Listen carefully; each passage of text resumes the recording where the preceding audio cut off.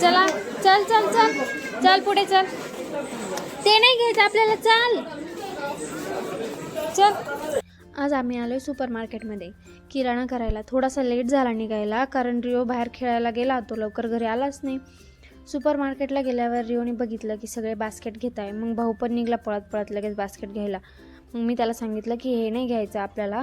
मग गेला पप्पांकडे जाऊन ट्रॉलीमध्ये जाऊन बसले साहेब. मग तिथे खूप गर्दी असल्यामुळे मी जास्त शूट करू शकले नाही. नाहीतर रिओची तिथे खूप बडबड चालू राहते, हे घ्या ते घ्या, आणि जे जे त्याच्या हाताला लागतं तो ते स्वतःच घेऊन घेतो. आजकाल रिओने घरच्या चप्पलांचा बाजार मांडला आहे.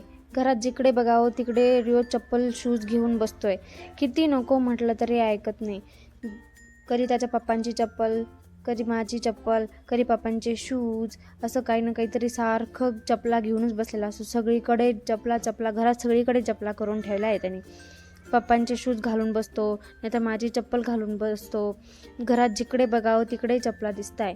काय करावं काही कळत नाही. आणि काही बोललं तर लागले मग साहेब रडायला लगेच. मग असं वाटतं की ते रडगाणं ऐकून घेण्यापेक्षा देऊन द्यावं त्याच्याकडे चप्पल, आणि काय खेळायचे ते खेळ, काय करायचे ते कर. इथे ना रिओ त्याच्या पप्पांच्या शूजची लेस बांधून देतोय. एका पायात माझी चप्पल घालून. त्याने बघितलं ना त्याचे पप्पा शूजची लेस बांधताय, मग तो पण बसला लगेच शूजची लेस बांधायला.